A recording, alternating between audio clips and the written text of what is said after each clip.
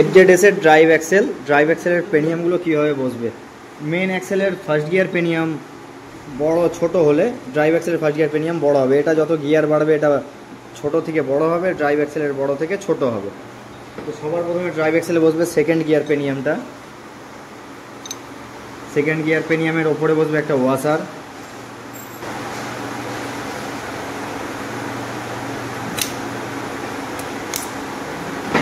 Second gear pinion set হয়ে গেল। এবার বসবে ফিফথ গিয়ার পেনিয়ামটা, মানে টপ গিয়ার পেনিয়ামটা।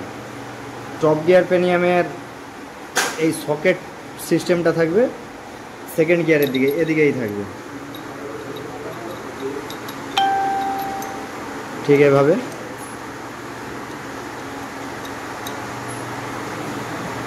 থার্ড গিয়ার পেনিয়ামের উঁচু দিকটা থাকবে বাইরের দিকে, চেন পকেটের দিকে। থার্ড গিয়ার পেনিয়াম বসার পরে বসবে লক ওয়াসার। তারপরে এখানে আবার একটা সার্ক্লিপ লক বসবে।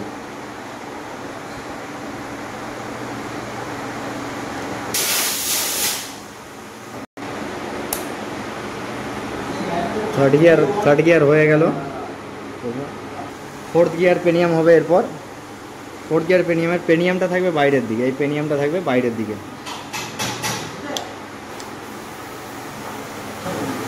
এরপর বসবে একটা ওয়াসার, তারপরে বসবে একটা বুশ, তারপরে বসবে ফার্স্ট গিয়ার পেনিয়াম, তারপরে বসবে ওয়াসার। আর এটা মেন অ্যাক্সেল, এটা থাকবে ঠিক এইভাবে। এর ফার্স্ট গিয়ার ছোট, এর ফার্স্ট গিয়ার বড়, এর টপ গিয়ার সব থেকে বড়, এর টপ গিয়ার সব থেকে ছোট। এইভাবেই সেট হবে ড্রাইভ অ্যাক্সেল।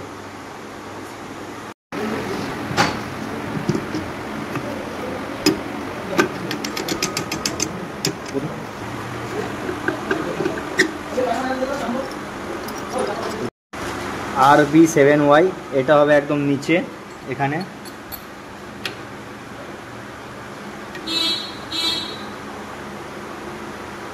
LC7Y এটা হবে ওপরে।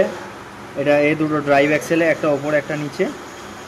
এবং C70 এটা হবে মেন অ্যাক্সেলে।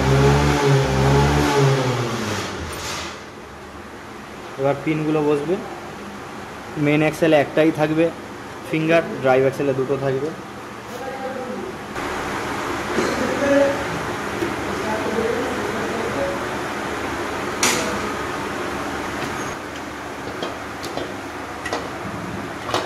নিউট্রাল,